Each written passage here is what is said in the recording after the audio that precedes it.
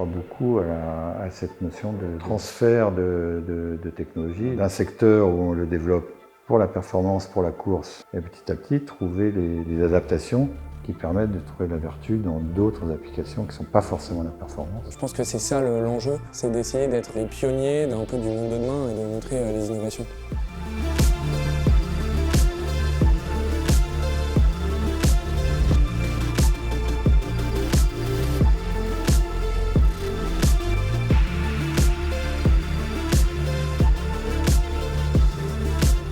Tout ce côté laboratoire des IMOCA nous sert tous les jours, et à tous les niveaux, hein. De la girouette jusqu'à la pointe de quille. C'est les IMOCA qui nous ont fait évoluer avec plein de solutions techniques vraiment innovantes. Tout le secteur de production d'énergie, ça n'a pas forcément été développé par la course au large, mais ça a été accompagné, ça a été marinisé, toujours dans ce côté un peu durci. Les hydrogénérateurs, je pense que ça, c'est vraiment quelque chose qui a été développé avec la course. Yannick Bestavens, skipper du 60 pieds IMOCA, maître coq.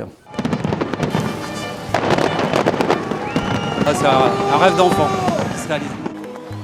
En 2008, je suis parti sur le Vendée Globe dans l'idée de faire le tour en autonomie totale. On s'est dit, tiens, en hydrogénérateur, il n'y a rien qui a été fait. On a développé et mis au point un hydrogénérateur avec Mathieu Michou, mon associé dans Watt&See. Et au fur et à mesure, on a progressé, on est arrivé à sortir un produit efficace et puis surtout à l'industrialiser. Oui, c'est une fierté pour Watt&See car toute la flotte IMOCA est équipée d'hydrogénérateurs. Et du coup, ça permet à tous les concurrents du Vendée Globe d'amener beaucoup moins de carburant et de tourner essentiellement avec les énergies renouvelables que sont l'hydrogénérateur, mais aussi l'éolien ou le solaire.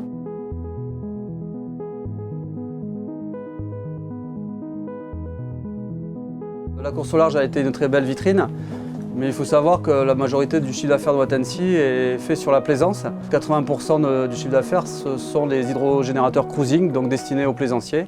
Donc dès qu'il y a plus de 4-5 nœuds en vitesse du bateau, hop, on enclenche l'hydrogénérateur dans l'eau. Et avec l'action de la vitesse du bateau, ça va faire tourner l'hélice et là ça va recharger tout le parc batterie. Donc il y a un rendement qui est fabuleux. C'est vraiment simple à gérer, c'est un poids qui est ridicule pour le bateau. C'est une belle solution que nous a amené la course au large.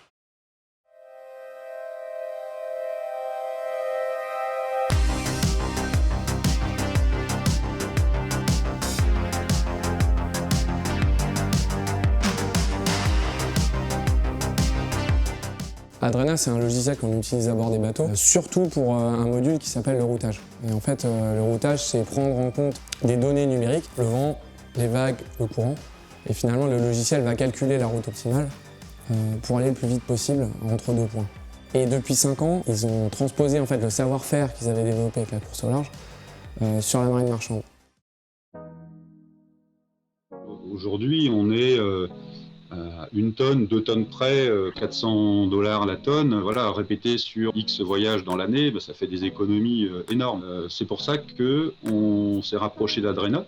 Donc Adrena, qui s'appelle Adrena Ship, nous permet justement de nous dire, voilà, au début vous allez devoir aller vite et puis vous ralentirez après, ou le contraire. Le chef de quart, lui, comme il connaît super bien le navire, il peut rentrer dans un tableau de correction la vitesse qui sera effectivement réalisée avec telle force de vent et telle hauteur de vague.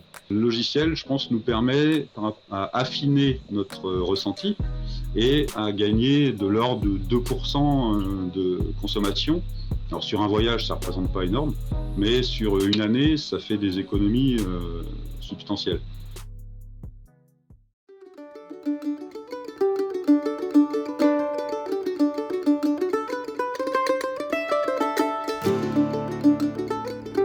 Une certitude aujourd'hui, c'est que l'ensemble des équipements qu'on voit, y compris ici, c'est des équipements qui sont issus de la course au large.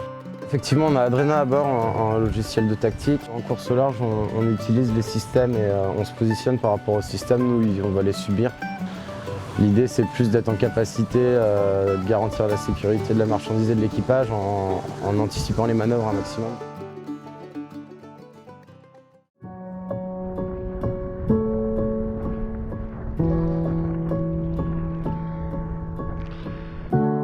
Le système Iridium Thales, j'ai découvert ça en IMOCA. En plus, c'est des moyens qui nous sont accessibles, que ce soit en termes de prix ou même en termes de fonctionnement. D'un point de vue sécurité, voilà, de savoir qu'on peut communiquer, rester connecté en permanence, c'est un atout supplémentaire, c'est plutôt très sécurisant.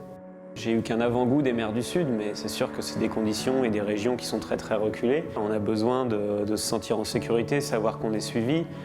Kevin est à bord d'un radeau de survie. La DC vient de m'appeler pour aller secourir Kevin. Il y a une mer très forte. J'avoue que j'ai la boule au ventre. En tout cas, on va trouver des solutions. On va y arriver. Je suis à 46 000 de Kevin. C'est aussi grâce à ces systèmes très fiables qui nous ont permis de coordonner les secours et d'être le plus efficace possible, d'avoir une position précise de là où on devait commencer et entamer nos recherches. Et voilà, ça a probablement participé à sauver la vie de Kevin Escoffier sur ce Vendée Globe. Je vais faire un bisou. Bisous Macaille, merci. Salut. J'espère que je vais pas rater ma prise de vue parce que là il y avait du lourd. Hein. You know, we truly believe that we've developed and designed the most sophisticated L-band solution that's on the market today. A system that works under any weather condition. It's easy to use. We designed it so that it's plug and play. We cover, 100% of the planet. Our network is uniquely suited for the rough conditions at sea because we use the L-band, which is very weather resilient to all the tough conditions that the racers might find at sea. Je pense que la notoriété de nos courses au large, que ce soit le Vendée Globe, la Transat Jacques Vabre, la Route du Rhum, elle est tout autre aussi grâce aux moyens de communication. Nous, on est quand même des vrais laboratoires technologiques, on pratique un sport prototype dans tous les domaines, que ce soit de la technologie pour faire avancer nos bateaux, mais aussi en termes de communication. On développe énormément de choses et forcément, on pourra retrouver ça à l'avenir dans le milieu de la plaisance, de la pêche, ça me paraît normal. On prend de plus en plus conscience du fait que les technos qu'on développe pour des bateaux de course se retrouvent utilisés derrière dans, par exemple, du transport maritime. Et aujourd'hui, si on essaie de décarboner le transport maritime, le fait que dans le domaine de la course au large, on développe des nouvelles technologies, on met des moyens, de l'intelligence pour aller plus loin dans le développement des ailes, le développement des foils, etc. Tous ces développements qui sont faits là, ils peuvent aussi dégringoler dans d'autres applications. Et donc finalement, on peut avoir un impact positif in fine en bout de chaîne. On est capable de dire on va à nouveau mettre des ailes sur les cargos parce qu'on sait faire mieux, on sait faire plus efficace. Depuis 2 ans, il y a eu un projet financé par Europe et Région. Le but, c'est de transformer l'essai d'une voile rigide repliable qui permet d'assister la propulsion des navires de transport. La vitesse produite à certaines allures va se combiner avec la vitesse du vent et augmenter la force propulsive sur les ailes. On a fait plusieurs simulations sur différents bateaux, pour différentes routes, toujours en utilisant des données météo réelles. Et on s'est aperçu que selon les routes, on pouvait gagner entre 30 à 70% de la consommation de fuel. C'est considérable. Et maintenant, on a signé un cargo qui fait 130 mètres pour un client qui s'appelle Ariane Group. Premier cargo à Petsévoile, qui a 7 allers-retours par an, et d'Europe en Guyane, à Kourou, pour transporter les éléments de la fusée. Enfin, le projet est prêt à partir et la mise à l'eau est prévue pour fin 2022. Donc là, on rentre vraiment dans du concret et on rentre dans une vraie application. Donc finalement, on est en train de faire des ruptures technologiques qui peuvent avoir des applications très concrètes et participer à la réduction de l'impact carbone de notre fonctionnement sociétal. Donc ce développement-là, il est aujourd'hui hyper important, quoi.